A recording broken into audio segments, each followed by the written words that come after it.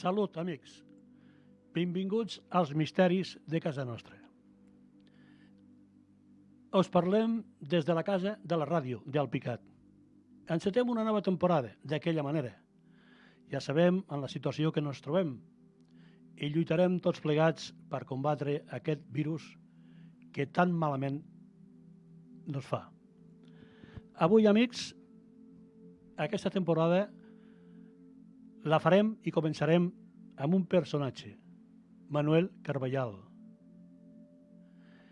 Manuel Carballal fa uns anys va escriure, ha escrit una sèrie de llibres, una col·lecció, dels apunts d'un quadern de camp. Avui parlem del llibre Traficantes de Ilusiones. Traficante de Ilusiones que trata d'una sèrie de personatges que lamentablement van en contra de coses que molta gent, que juguen amb la gent, vamos. Ja saludem al nostre amic i company Manuel Carballal. Manuel Carballal, buenas tardes, buenas noches. ¿Qué tal? ¿Cómo estamos? ¿Qué tal? Buenas noches, Kiko. ¿Cuánto tiempo? Sí, desde luego. Hemos pasado y estamos pasando de aquella manera porque este programa lo teníamos que haber hecho hace un par de meses y debido a circunstancias que no están al alcance nuestra, lamentablemente hemos tenido que ir retrasando poco a poco. Pero esperemos que hoy en adelante la situación sea más amena, ¿no? Yo estoy seguro de que todos los oyentes entenderán a qué circunstancias te refieres, porque las estamos sufriendo todos, en todo el mundo, vamos, ni siquiera es un tema nacional. Sí, exactamente. Bueno, en este libro nos hablas de una serie de personajes que lamentablemente van en contra del trabajo de investigación de algunos seres humanos que trafican con esta pobre gente. Traficantes de ilusiones, Manuel. ¿Por qué este nombre? Porque yo creo que lo define muy bien. Yo creo que define perfectamente que hay personas, igual que hay gente que se enriquece con las drogas y son narcotraficantes, igual que hay gente que se enriquece con las armas y son traficantes de armas, igual que hay gente que se enriquece con la compraventa de órganos y son traficantes de órganos, pues también hay traficantes de ilusiones, pero no es nada extraño. Vivimos en un mundo de mentiras, ¿no? Todo el mundo nos miente, casi todo lo que nos llega es mentira.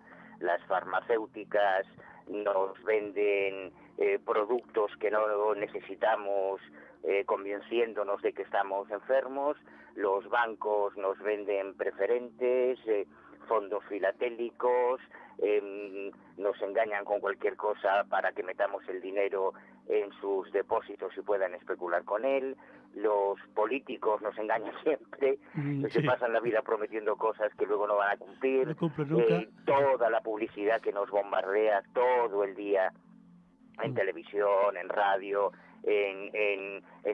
al abrir nuestro correo, al consultar internet, al meter nuestras redes sociales en nuestro teléfono, toda esa publicidad selectiva que nos mandan, obviamente solo para sacarnos el dinero, son productos que no necesitamos, pero ellos nos intentan convencer de que sí. O sea, todo es mentira, vivimos en un mundo de mentiras. Entonces, ¿por qué el mundo del misterio iba a ser diferente?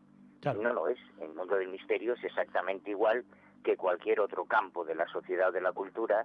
Lo que ocurre es que aquí se trafica con lo más íntimo que tenemos, que son nuestras esperanzas y nuestras ilusiones y nuestras creencias, ¿no? Y alguien tiene que hablar de eso, porque es un tema bastante tabú en los medios especializados. Exacto. Sorprendentemente. Bueno, vamos a empezar con un personaje que hablas tú en el libro, porque el quinto que hablamos, ¿no?, de esta colección, sabemos, quinto, sexto, ¿hasta cuántos, Manuel? ¿Tienes alguna...? Traficantes de Ilusiones es el quinto cuaderno de campo, es el quinto libro de esta colección, que es un poco son mis memorias del misterio, son mis diarios, lo que yo he ido viviendo, todo lo que yo cuento en estos libros lo he investigado yo personalmente, o sea, no son trabajos bibliográficos, ni uso referencias de otros autores, no.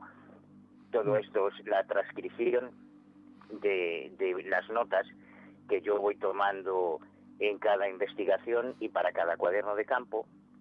escojo 5, 10, 15, 20, los que sean casos sobre una materia determinada, pero que cada uno de ellos nos enseña algo, cada uno de ellos tiene una moraleja, tiene una enseñanza especial. Por eso escojo cada uno de los casos que están seleccionados en este cuaderno de campo. Y este, como te decía, es el número 5, es el volumen 5. Bueno, aquí ahora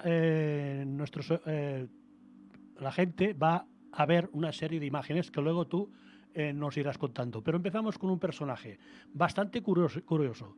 Saulo Saba. Este es un sinónimo, no es su nombre, sino que, bueno, yo he escuchado a este personaje hablar y es en principio parece una persona coherente, que sabe lo que está hablando, pero es que, bueno, luego parece ser que todo al revés de lo que dice, todo es mentira. Esta persona sale en los años 90 diciendo que tiene una serie de documentos, que es un híbrido, o sea, la madre terrestre y el padre es de Europa. Cuando hablo de Europa es del satélite de Júpiter. Así que, claro, y cuando uno, escuchando eso, se pone las manos a la cabeza, porque Europa es una especie de cubito de hielo, ¿no? Porque está a no sé cuántos grados bajo cero. Pero este hombre dice que tiene fotos, que en 5 minutos pasó de la Tierra al planeta, al satélite Europa, y allí dice que hay unas cavernas internas, y hay una serie de personajes, amiguetes, que dice que tiene él desde allí, en fin. Esa serie de documentos no los ha sacado nunca. Y esa serie de fotos tampoco. ¿Es así, Manuel? Explícame un poco de Cuando apareció Saulo Saba, además yo lo conocí desde el primer momento, desde que arrancó la historia.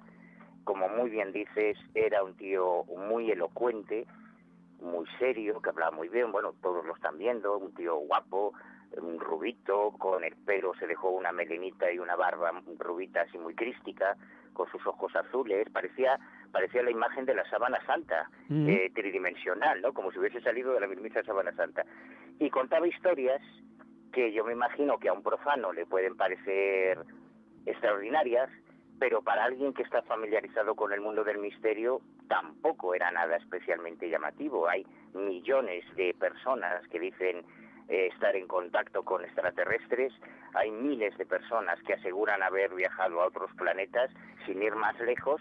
Bueno, Saulo decía que sus extraterrestres venían de Europa, pero pegadito a Europa está Ganímedes, que es otro satélite de Júpiter, y de ahí venían los de Sixto Paz, los de la misión Rama. O sea que tampoco es tan raro, o sea, eran los extraterrestres del uno y del otro, pues eran vecinos, eran como los del barrio de al lado. Lo que pasa, lo extraordinario de esta historia, es que Saulo Saba no solo hablaba muy bien, no solo era un tío aparentemente muy coherente, nunca perdía la calma.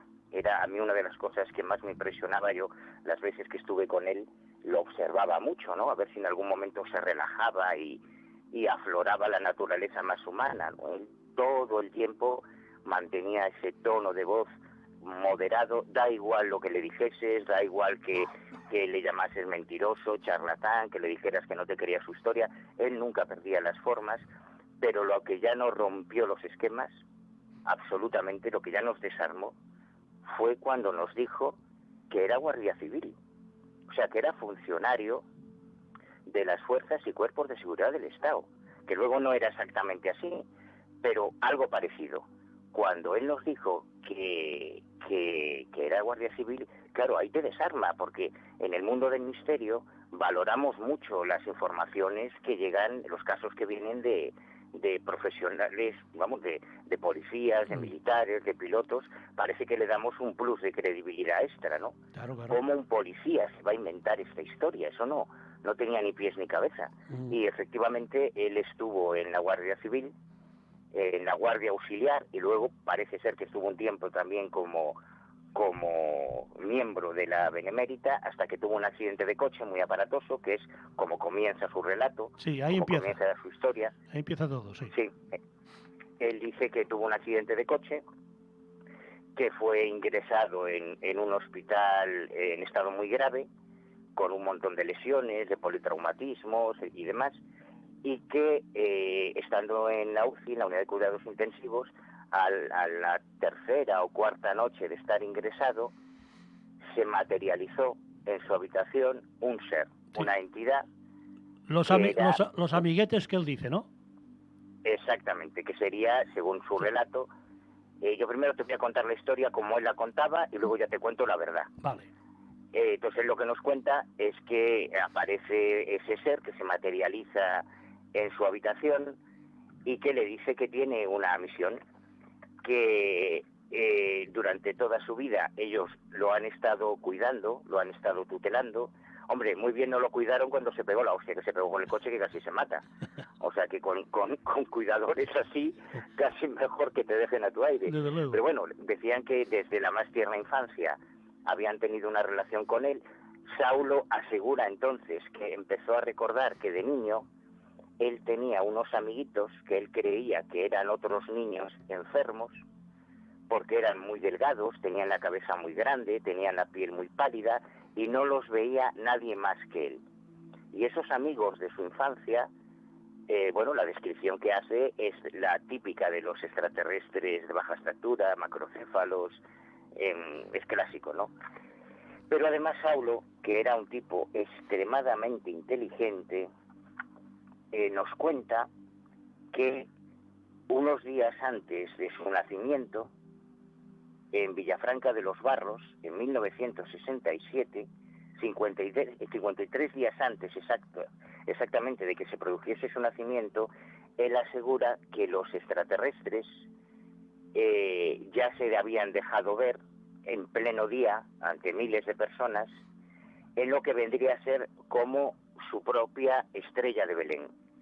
Él aseguraba que además había constancia de ese avistamiento en los archivos del Ejército del Aire, y cuando nos ponemos a investigar, oh sorpresa, descubrimos que efectivamente el día 3 de julio de 1967 hay recogido en uno de los mejores expedientes OVNI desclasificado por el Ejército del Aire, un avistamiento protagonizado por varios pilotos, uno de los pocos avistamientos en los que hay fotos en el expediente, concretamente una foto de la pantalla del radar tomada por un piloto donde se aprecia el objeto. O sea que eso era real, eso realmente había ocurrido. Y Saulo nos lo presentaba como que ese avistamiento respondía a una de las naves de Europa que estaba vigilando la gestación de Saulo Sabá en el vientre de su madre, porque es cuando él nos revela que él no es totalmente humano, sino que él es producto de una hibridación exactamente igual, según él, que habría ocurrido con Jesús de Nazaret, es decir, su madre habría sido inseminada, su madre humana habría sido inseminada por semen extraterrestre, digamos, y su padre era un extraterrestre. Claro, Saulo Sabá, el humano, tenía un padre, que es el marido de su madre, al que yo imagino que no le hacía mucha gracia esta historia, ¿no?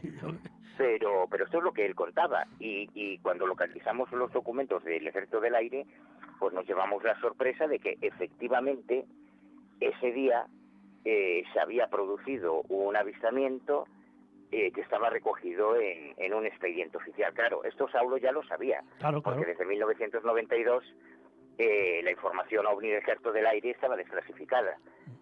Pero fue muy inteligente, fue muy astuto introducir este elemento, porque a todos nos dejó totalmente bloqueados. Hombre, yo lo he escuchado y este hombre no se inmuta, ¿eh? Siempre tiene la misma voz. Esto antes de que empieces a hablar sobre la realidad, él habla de 7 carpetas, de 7 libros. ¿Estos libros están, se pueden adquirir o no? 2 de ellos sí. Hay dos que sí. O sea, cuando se produce esa primera, según Saulo, esa primera aparición en el hospital de un extraterrestre, le confían una misión, que es la de transmitir al mundo una nueva revelación. Bueno, lo típico de los contactados o de los mesías o de los fundadores de sectas es lo habitual. Traen una nueva revelación para todo el mundo, en que ellos son los portavoces de la verdad verdadera, de la verdad auténtica. Todo lo demás es mentira, la iglesia es mentira, todas las demás sectas son mentira. Él nos trae la verdad auténtica. Y para ello, los extraterrestres le entregan, siempre según Saulo, unos documentos, unas carpetas con unos papeles no humanos. que sería la prueba irrefutable de que lo que cuenta es verdad. Entonces Saulo nos dice que le han entregado una serie de carpetas, cada carpeta sería el contenido de un libro. Él llega a publicar 2 de esos libros en ediciones Éride. Además, yo me tomé la molestia de irme, de lo que al editor de Éride, irme a entrevistarlo, irme a la sede de Éride para que él me contase cómo había sido todo el proceso de contacto de Saulo con la editorial. Esos documentos supuestamente estaban redactados en unas hojas un poco gruesas, con una tinta muy extraña que aparentemente era como si hubieses escrito con un soldador, ¿no? Como quemado, como ligeramente chamuscado. Él decía que Saulo cuenta los papeles, perdón. él cuenta que los papeles eran vivos, estaban vivos.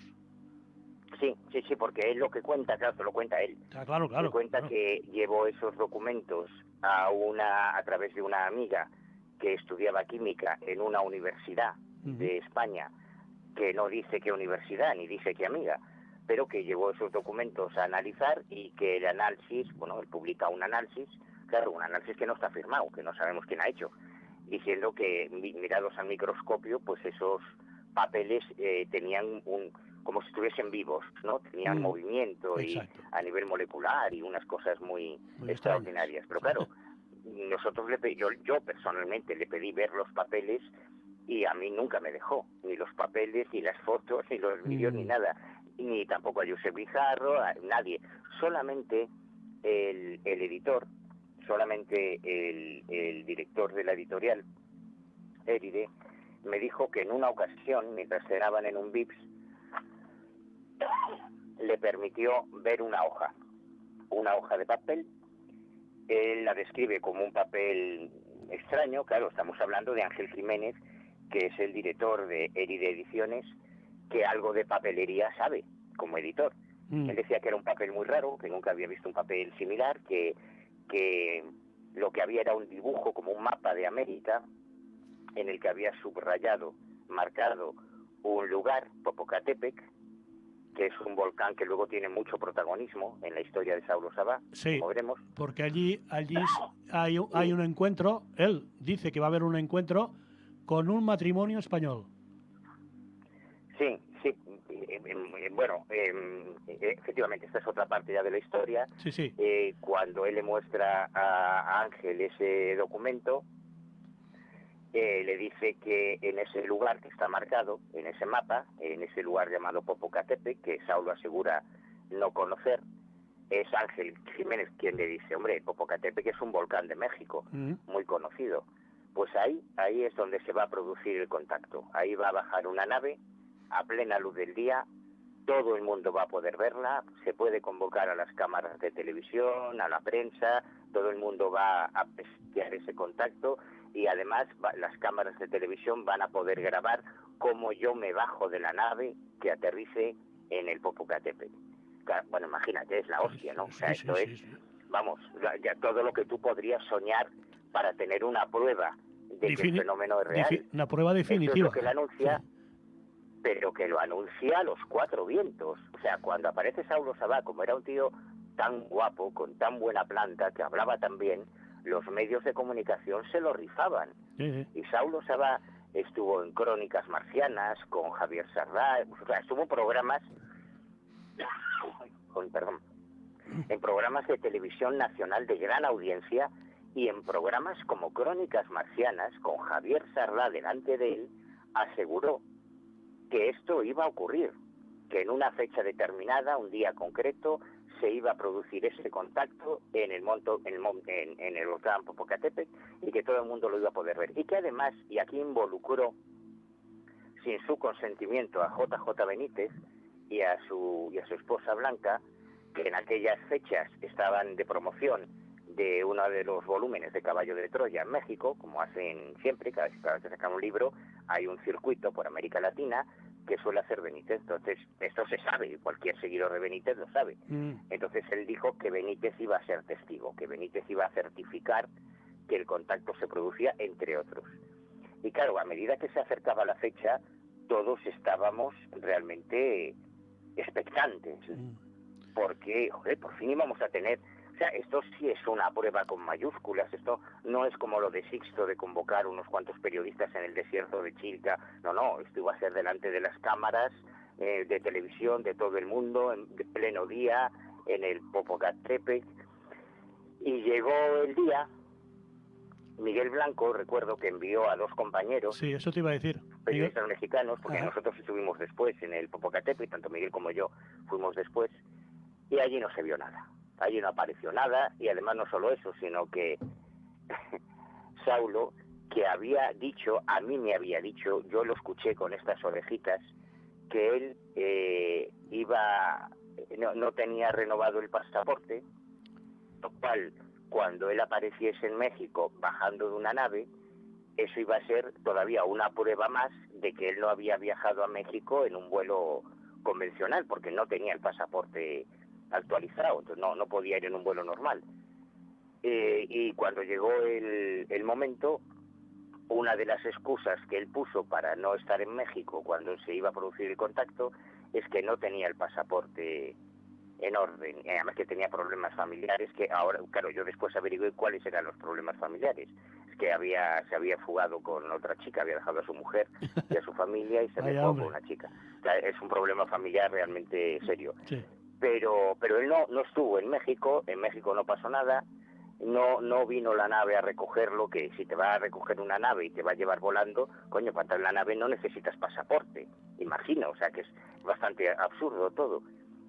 Sin embargo, pero como suele ocurrir, digo que sin embargo él decía que él no fue porque no tenía que ir, y si había una persona que sí que vino y que diría al mundo que lo ratificaría a él y que estaba en sí, pues, en un hotel. todavía estamos esperando a que aparezca esa persona, Sí. Porque nadie ha ratificado Nada. porque no pasó nada, porque aquello, ya te digo, Espacio en Blanco envió un par de periodistas que estaban allí preparados y no pasó nada, y es muy interesante esto, aunque parezca una tontería. Esta es una de las cosas más inteligentes que hizo Saulo Sabá. Pues, hace muchos años, una de las páginas más interesantes de la ufología, que la mayoría de los aficionados desconocen, es lo que se denominan las luces de Persinger. Michael Persinger es un físico que descubrió una relación entre avistamientos de ovnis y movimientos sísmicos. Ajá. Y desarrolló toda una hipótesis, porque es cierto, está constatado. Nosotros, por ejemplo, en la oleada gallega de 1995 y 96 lo constatamos, que al mismo tiempo que se producían movimientos sísmicos en la provincia de Lugo, se producía un incremento enorme de avistamientos de ovnis, de reportes de ovnis. Claro, para los defensores de la hipótesis extraterrestre, eso significa que los extraterrestres están vigilando los volcanes o las fallas tectónicas y que por eso se ven ovnis.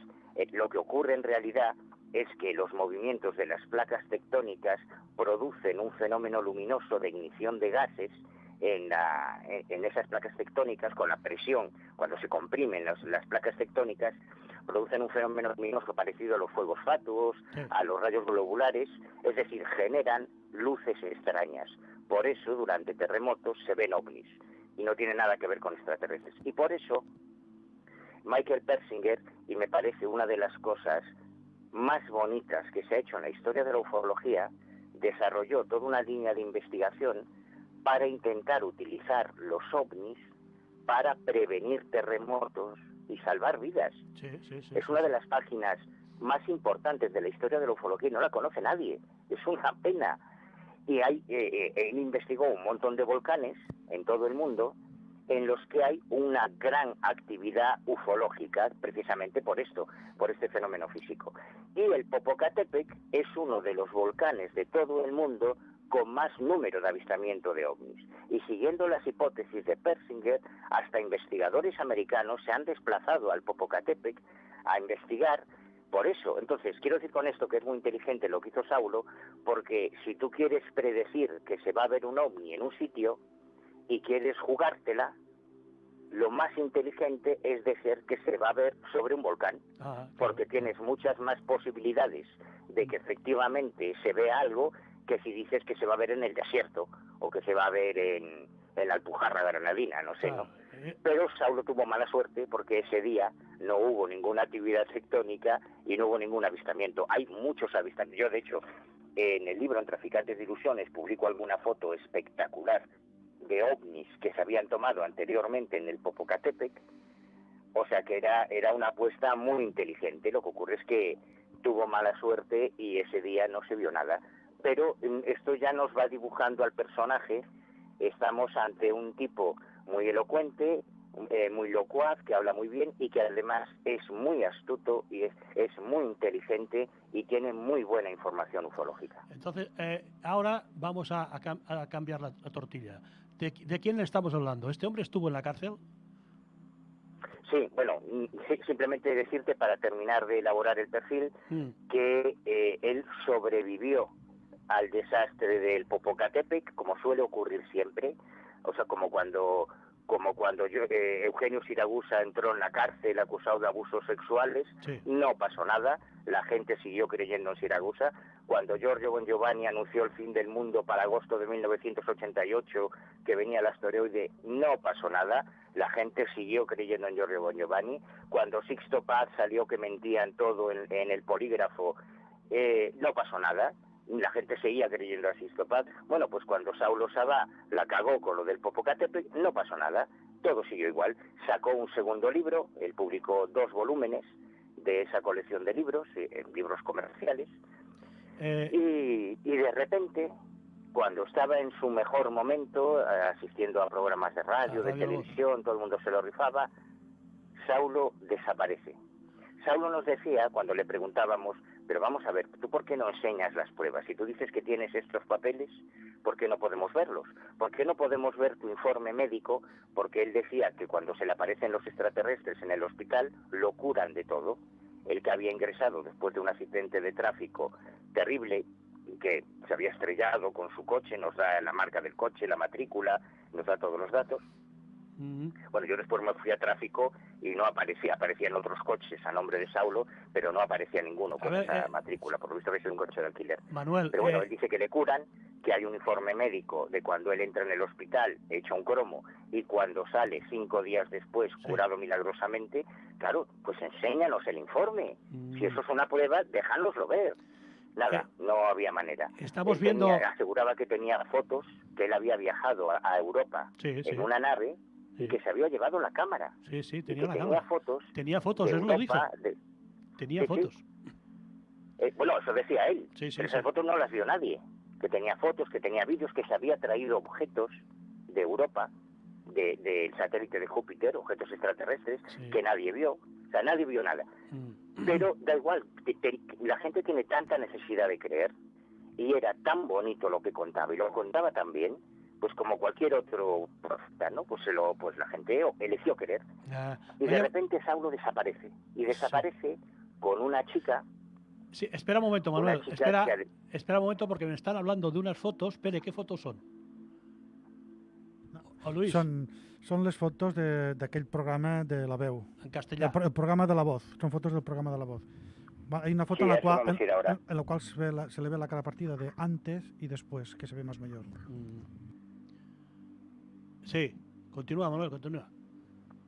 Pues él desaparece de repente, nadie sabe nada de él, ni siquiera su editor, porque me lo confirmó, que de repente Saulo no coge el teléfono, nadie sabe nada de él, y ha desaparecido. Y ha desaparecido con María Luisa, que era una chica, una oyente de Espacio en Blanco, que Saulo conoció precisamente en Espacio en Blanco, en una de las veces que participó en el programa. Yo estaba ese día, yo fui testigo del día que se conocieron, María Luisa y Saulo. O sea, quiere decir que yo esto lo he vivido en primerísima persona, que no que soy testigo de todo. Y desaparece sin dejar rastro, ¿no?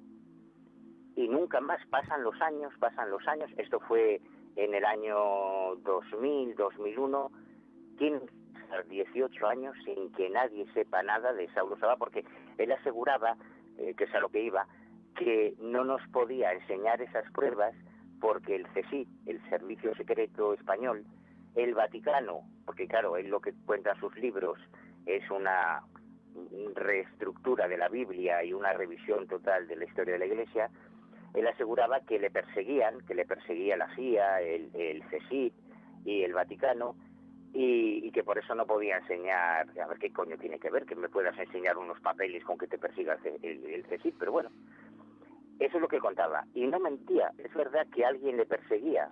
Yo tardé 18 años en averiguarlo, pero no era el servicio secreto, era la policía española. Ah, hombre. Porque 18 años después de su desaparición, un día, casualmente, esto fue algo absolutamente milagroso, aparece en un programa de Telecinco que se llama Got Talent, que yo no veo nunca, aparece una chica como una de las concursantes, de las participantes, ante el tribunal que configuraba a Risto Mejide, Paz Padilla, bueno, pues los jueces de Got Talent, ¿no? Y a mí aquella chica, yo en cuanto la vi me quedé alucinado, porque aunque habían pasado 18 años, la reconocí enseguida, porque María Luisa era una chica muy risueña, muy alegre. Ya te digo que era una oyente frecuente de Espacio en Blanco, que solía venir a los programas que se hacían con público en la Gran Vía de Madrid, cuando estábamos en M80, y yo la conocía de sobra, y claro, cuando la vi a ella, me quedé alucinado. Digo, pues si esta es María Luisa, que iba haciendo imitaciones de distintos cantantes. Y como la política de Got Talent es que cada concursante vaya acompañado de un familiar, cuando de repente enfocan a su pareja, es cuando reconozco a Saulo Sabá totalmente cambiado. Creo que estáis viendo fotos. Había perdido totalmente el pelo, su cabellera rubia, se había quitado la barba, ahora llevaba gafas, pero era el mismo Saulo Sabá de 18 años antes, ¿no? Y es entonces, en enero de 2018, cuando yo decido reabrir este caso, volver a ponerme a investigar para ver qué ha sido de Saulo Sabá, y es toda la investigación que cuento en Traficantes de Ilusiones, toda la historia real que hay detrás de Saulo Sabá. Y vamos a dejar que los que compren el libro de alguna forma descubran todo ese tinglado de alguna forma que este hombre se inventó. ¿Quieres decir alguna cosa más de Saulo o pasamos a Andrés Ballestero? Sí, bueno, Saulo, es que la historia es tan alucinante. Claro. O sea, claro, si yo lo cuento es probable que no se lo crea nadie. Lo bueno es que en el libro yo reproduzco todos los documentos policiales, su ficha policial con todos sus antecedentes policiales. Como digo, quien le estaba persiguiendo no era el Vaticano, ni la CIA, ni el CSIC, sino la policía, porque era un estafador en serie que había dejado un reguero de estafas increíbles. Él aparece en el primer programa de Got Talent, pero ya no aparece en el segundo porque había ingresado en prisión. Entonces estuvo hablando con instituciones penitenciarias para gestionar una visita a la cárcel donde él estaba cumpliendo condena. Estuvo en varias cárceles en realidad. Bueno, toda la historia es absolutamente alucinante, y la moraleja, la enseñanza de este caso es que no importa lo creíble que pueda ser un testigo. Un testigo como este es único. O sea, imagínate, un guardia civil que te cuenta que ha estado en otro planeta, que tenía aparentemente un montón de pruebas que nadie vio.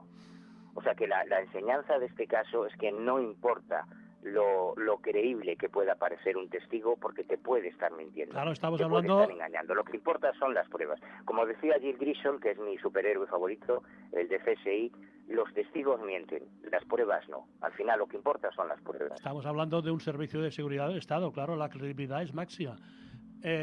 Pasamos porque si no tendremos tiempo de hablar de todos, pero en fin, la gente con el libro se va a documentar de todo esto y mucho más, y va a haber sorpresas, se van a encontrar con sorpresas muy interesantes. Andrés Ballestero, hay una periodista, Luisa Alba, que escribe un libro sobre sanadores, y a más hay un documental de Telecinco con cámara oculta ¿qué es lo que hace este hombre? Porque claro, este hombre hace curaciones milagrosas, un ser que de la quinta dimensión decía que se incorpora dentro de su cuerpo y a través de ahí empieza a hacer sanaciones milagrosas. Cura a través de las manos. Hasta que lo pillan. Este es otro registro totalmente distinto. Aquí ya no hablamos de ovnis, de extraterrestres, no, aquí cambiamos de tercio, sino de algo muy difícil de ver en España, porque en otros países, en Brasil, por ejemplo, o en Filipinas, hay mucha tradición de cirugía psíquica, que son estos curanderos que en teoría son capaces de abrir el cuerpo, introducir sus manos físicamente, dentro de tu cuerpo y extirpar tumores o realizar operaciones quirúrgicas. Es algo muy espectacular de ver porque hay mucha sangre, es muy, muy llamativo, es una cosa muy sorprendente, pero en España prácticamente no han existido cirujanos psíquicos. Yo he conocido un par de ellos nada más, no hay esa tradición. Y Andrés Ballesteros era uno de estos. Andrés Ballesteros era un curandero de un pueblecito de la provincia de Málaga, que se llama Campanillas, que aparentemente tenía unos poderes paranormales totalmente sobrenaturales. O sea, ríete tú de Uri Geller. Lo que hacía Ballesteros era alucinante. Y además no solo eso, sino que él tenía toda una aureola mística, porque él decía que incorporaba a una especie de ángel, de ser sobrenatural, que se llamaba Jonathan, que es lo normal en los casos de los cirujanos psíquicos, pero es que además Andrés tenía los estigmas de la pasión, era un estigmatizado. Tenía las heridas de los clavos en las palmas de las manos, tenía las heridas de los clavos en el empeine y en las plantas de los pies, tenía la herida de la lanzada en un costado y además tenía una cruz sangrante muy llamativa en el pecho. Yo estoy viendo aquí en el libro En Traficantes de Ilusiones las fotos y la verdad es que son muy espectaculares. Las fotos de los estigmas era un poco la tarjeta de presentación. Cuando tú llegabas a Andrés, que era un tipo muy bajito, richoncho, un jornalero andaluz, con muy poca cultura, aparentemente, pero que cuando se ponía a hablar de la Biblia, hombre, yo estudié para cura, yo estudié 5 años teología, algo de la Biblia sé, y cuando me ponía a hablar con Andrés alucinaba. Manuel, y te dejas alguna cosa, le salían luces de las manos.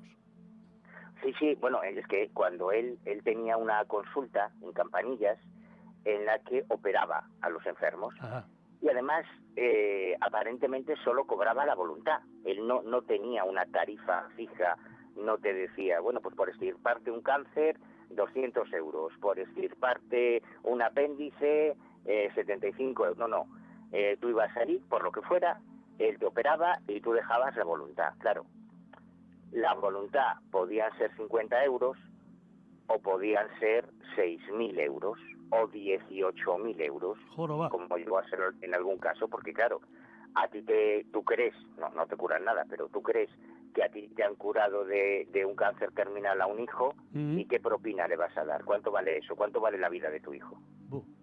Y si eres una persona, porque entre la clientela de Andrés Ballesteros, yo soy testigo de que estaban algunos de los empresarios y millonarios más importantes de España, yo de eso doy fe, y sospecho que podía estar hasta alguien de la Casa Real española entre sus seguidores. Imagínate ya del personaje del que estamos hablando. Sí. Entonces, cuando yo conocí a Andrés, te lo prometo, Tico, yo me quería creer aquella historia. Yo llevo toda mi vida buscando alguna prueba sólida, física, real, de que estas cosas existen, y tenía tantas ganas de creer que cuando yo viajo por primera vez a Campanillas, estuve un par de días con Andrés y no tomé ni una foto, no grabé nada y no tomé ni una nota. Y esto, quien me conoce, que sabe que yo soy un enfermo del dato y que yo lo registro absolutamente todo, a qué hora salgo, a qué hora llego, dónde paro a echar gasolina, cuánto gasto de gasolina, qué bocadillo me compro, cuánto cuesta el bocadillo, cómo se llama el dueño del bar, yo lo noto todo. Mis cuadernos de campo es una cosa enfermiza, porque está todo registrado. Pero yo solamente en 3 ocasiones en mi vida me he visto en la situación de estar ante una persona en la que yo quería creer. Yo deposité toda mi esperanza y para mí aquello no era una investigación, aquello no era un reportaje, aquello no era algo para un artículo, aquello era necesidad vital de creer que era real. Me ocurrió con Carlos Castaneda, cuando estuve con él, me ocurrió con Gasparetto, el medium brasileño, y me ocurrió con Andrés Ballesteros. Sí, además estaba... le caí bien. Además estaba a la altura de Alex Órbito y de Pachita, la mexicana.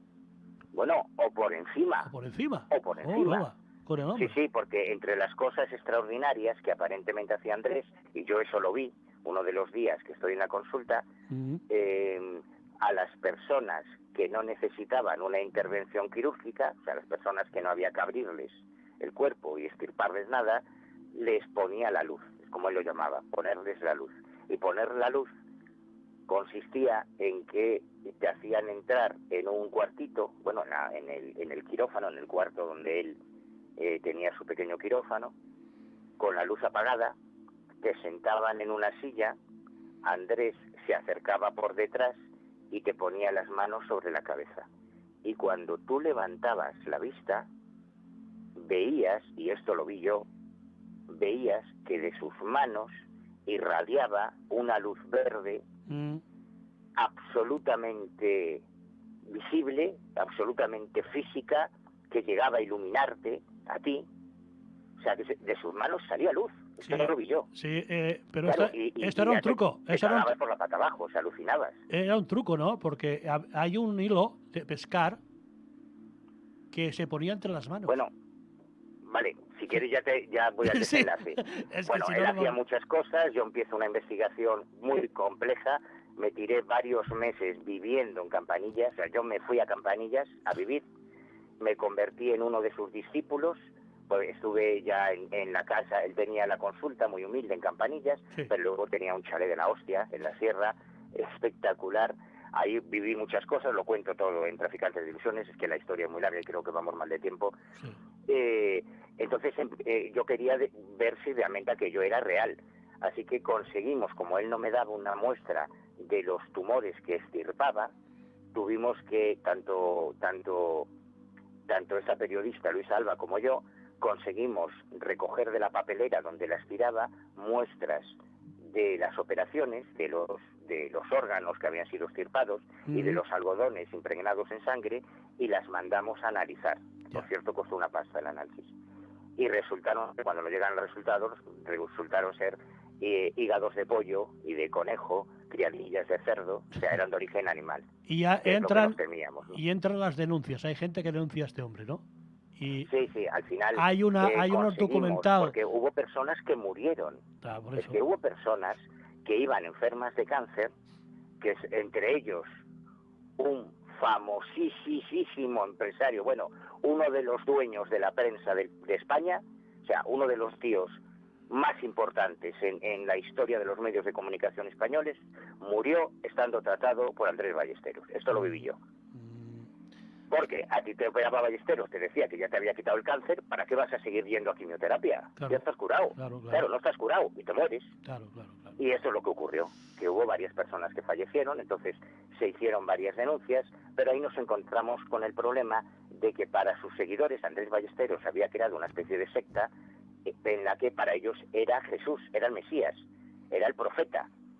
Entonces los testigos empezaron a recibir amenazas, bueno, fue un desastre, pero conseguimos que, como has dicho, Telecinco hiciese un reportaje y consiguiese grabar el momento de la detención de Andrés Ballesteros y el registro. Y cuando llega la policía en plena operación, detiene a Andrés Ballesteros todo esto está en internet, yo he subido el vídeo al canal del Ojo Crítico, se puede ver el vídeo. Yo tengo llega la policía, lo detienen, le sacan los higadillos que tenía escondidos en el bolsillo, se descubre una nevera que tenía él al lado de la mesa donde operaba, tenía un ventanal tapado, detrás había una neverita donde tenía los órganos y las bolsitas de sangre que utilizaba en las operaciones, con un truco de ilusionismo muy básico de precipitación. Y en este caso, y esto es lo excepcional, está grabado el momento de la detención y el momento en el que se evidencia el fraude, ¿no? Esto es una cosa absolutamente inaudita en la historia de los traficantes de ilusiones, porque no se les suele pillar, digamos, con luz y taquígrafo, con las cámaras de televisión. E incluso allí iban personas a visitarse diciendo que tenían una enfermedad y no la tenían, para ver lo que pasaba, a ver lo que decía, ¿no? Claro, esa fue una de las cosas que hicimos. Sí. Claro, la investigación es muy larga. Claro, claro, o sea, es que... Yo todo lo explico Manuel, cronológicamente en el cuaderno. Que tenemos... Aquí vamos un poco dejando pinceladas. Claro, Una de las cosas que hicimos, además de llevarnos las muestras para analizar en laboratorio, fue meterle ganchos. Es decir, si Andrés realmente tiene poderes sobrenaturales y extrasensoriales para diagnosticarte la enfermedad que tú tienes, porque cuando tú llegabas a la consulta, él no te preguntaba nada. Él te decía, sí, tú eres tico, sí, tú tienes un problema de esto, de lo otro, y vienes por esto. Claro, tú decías, joder, pero ¿cómo lo sabes si no le he dicho nada? Claro, no te acordabas de que 3 meses antes, cuando habías pedido cita para que te atendiese Andrés, le habías tenido que explicar a su mujer por teléfono qué era lo que tenías. Claro. Porque eso lo escuchaba yo cuando estaba en la sala de visitas. Claro, entonces es normal que lo supiera.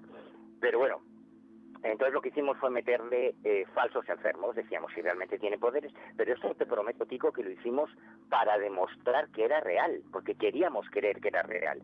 Entonces decimos, bueno, le llevamos a una persona que no tiene cáncer, diciéndole que tiene cáncer, a ver si lo opera. Y Andrés lo operaba. Claro, pero entonces pensábamos, joder, no vaya a ser que realmente tuviese un cáncer y él no lo supiera y Andrés le haya curado. Entonces vamos a mandar a otro que diga que tiene cáncer, pero antes lo llevamos a hacer un análisis oncológico. Que no lo tenga.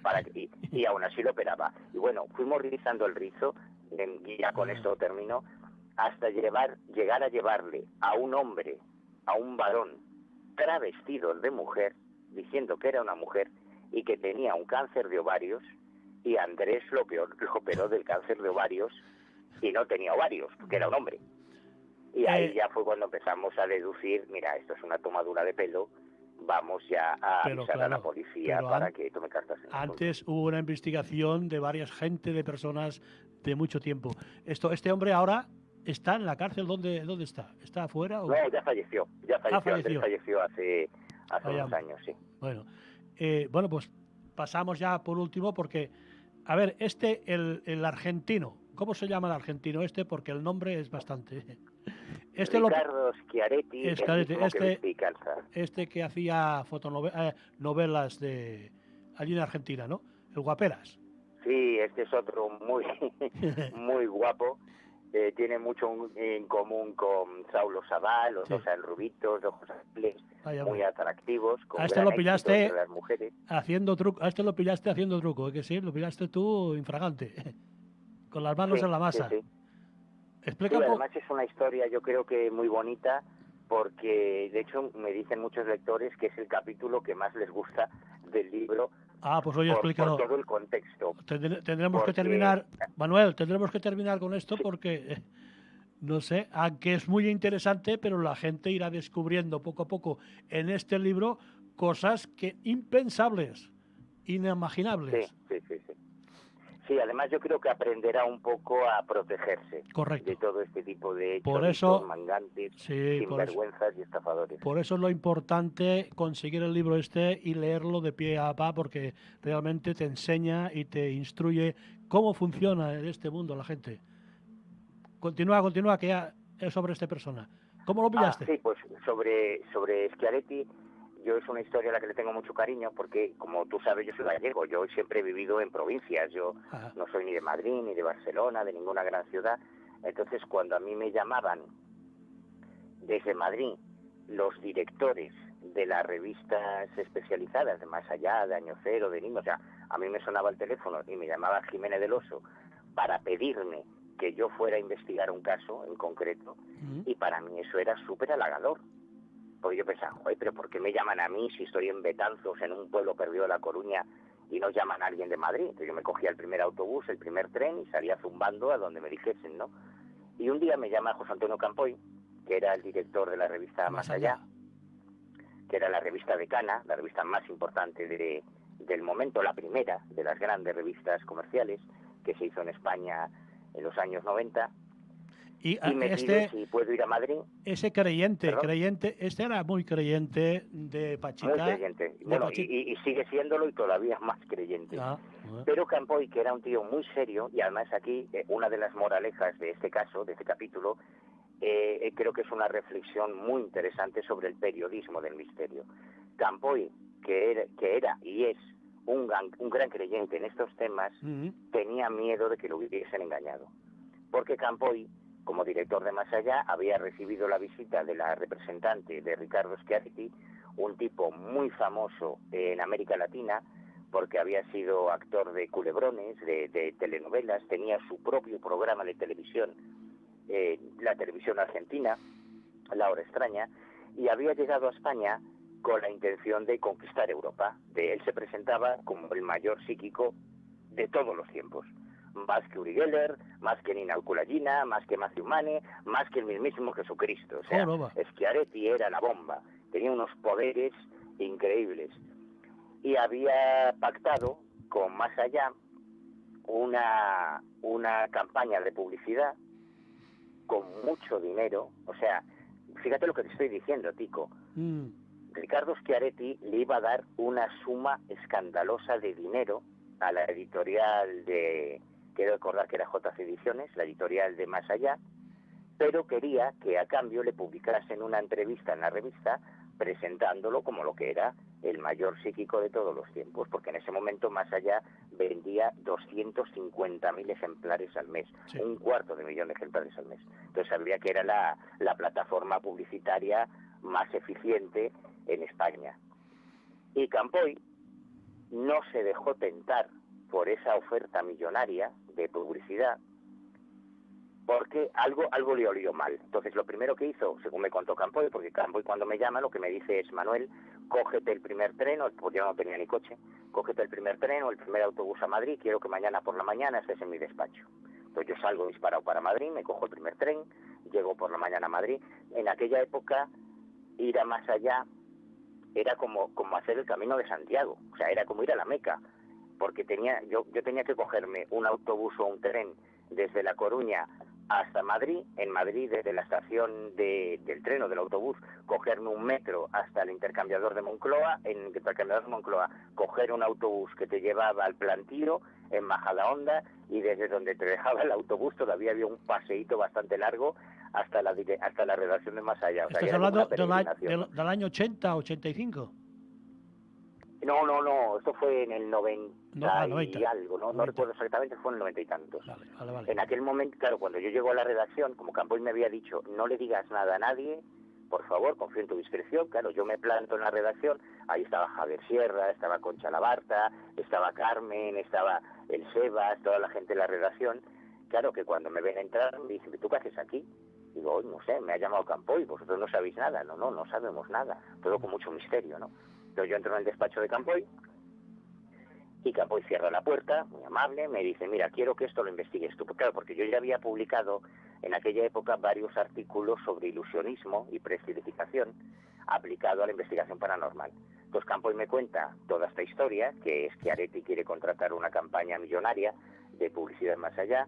Me cuenta que él, como no se fiaba y no que... Fíjate lo que me dice Campoy. O sea, Campoy me dice que él era responsable de sus lectores y que él no quería dar publicidad a algo, a pesar de todo el dinero que pagase, él no quería dar publicidad a algo si no estaba seguro de que aquello era real. Entonces lo primero que hizo fue mandar a Arsenio y a Monse, que eran los responsables del departamento comercial. Manuel, de Más Allá. Nos quedan 6 minutos, te digo porque... Claro, bueno, él envió a varias personas, al final me envió a mí, yo tengo una reunión haciéndome pasar por fotógrafo de Más Allá para ilustrar la entrevista, y le pido a Schiaretti, todo esto está grabado, la cinta la he subido a iVoox y a YouTube, cualquiera la puede oír. Manuel, tenemos un vídeo que pone pillado. Sí, exactamente, ese es el momento en el que Ricardo Schiaretti me demuestra sus poderes. Y una vez me los ha demostrado, le digo: pero tío, eso es un truco de ilusionismo. Lo que has hecho es un truco que se llama el efecto roto.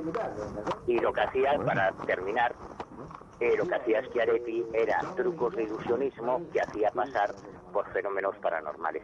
La moraleja de este caso, y es importantísima, o sea, yo llevo toda la vida diciendo que tú no puedes decir que eres investigador de temas paranormales si no estás familiarizado con el ilusionismo, si no eres ilusionista o si no tienes un ilusionista a tu lado. Porque en muchas ocasiones, y este es un ejemplo, nos hacen pasar por fenómenos paranormales lo que son simples trucos de precipitación. Mentalismo. ¿Por qué ilusionismo? Porque yo hago ilusionismo, entre otras muchas cosas. Estás escuchando el vídeo, ¿no, Manuel? ¿Cómo lo ves ilusionismo? Sí. Espera un momentito que lo... Cuéntame. Truco. No entiendo. ¿Por qué hablas de ilusionismo cuando yo lo único que te digo es Mentalismo. Pero mentalismo como parte del ilusionismo. ilusionismo? Sí. Pero el truco no. Truco sí. ¿No hay truco? Sí. ¿No? Si yo te digo que el trozo de papel está en tu bolsillo izquierdo... Carajo. Sí, no se puede. Carajo. Pillado. Vaya. Sí, bueno, por desgracia para Schiaretti, que en aquel momento todo está en el cuaderno de campo, tienes las fotos, los documentos, las fotos de lo que hizo, cómo lo hizo, los carteles de los teatros de la Gran Vía de Madrid, donde actuaba, porque este hombre hacía actuaciones como Anne Germain, o como Iker Jiménez, o como Fabio Cerpa, llenaban teatros de gente, pagando la entrada, claro. O sea, él se hizo multimillonario en España. Y cuando al mes siguiente, Más Allá, publicó un artículo, mi informe, que se titulaba Ricardo Schiaretti, mentalista, no, mentiroso y mentecato. Tuvo que cerrar la consulta que había abierto en el Paseo de la Castellana, un dúplex espectacular, que es donde yo me reuní con él, en Madrid. Tuvo que dejar la consulta de Málaga y tuvo que salir picando de vuelta a Argentina, porque aquí se le acabó el negocio por aquella investigación, que es uno de los capítulos de Hay que ver qué desilusión de personas que de alguna forma engañan y mienten a la buena voluntad de la gente, y claro, no lo creemos todo, Manuel. Tenemos que ir terminando. Por último ya, el libro, clicando lo que es El Ojo Crítico, allí te encontrarán, y allí hay donde pueden conseguir el libro, ¿no, Manuel? Sí, en elojocrítico.info, o en Amazon, o en eBay, o en Todo Colección, buscando un poco Traficantes de Ilusiones, Cuaderno de Campo 5, en Google les aparecen muchas opciones. Seguramente este es el tipo de libro que a muchos sinvergüenza no le gustaría que leyese la gente, porque se le revelan los trucos, claro. Bueno, amigo, es un placer, ya sabes, como siempre, hablar contigo. Estaríamos horas y horas hablando, pero yo creo que la gente irá descubriendo poco a poco una realidad palmaria de lo que es muchos de estos personajes que de alguna forma intentan engañar a la buena voluntad de la gente. Ha sido un placer, Manuel. Muchas gracias por tu visita aquí la Noche del Misterio. Gracias, amigo. Muchas gracias a ti, Tico, por invitarme, y esperemos que todo vuelva un poquito más a la normalidad. Correcto. Y el próximo es lo que es el abducciones. Hablaremos de ello, ¿no? Abducciones. Encantado, cuando quieras. También tengo tela para contar ahí. Pues muy bien, muchas gracias. Un abrazo, Manuel. Un abrazo muy grande. Gracias, Tico. Hasta siempre.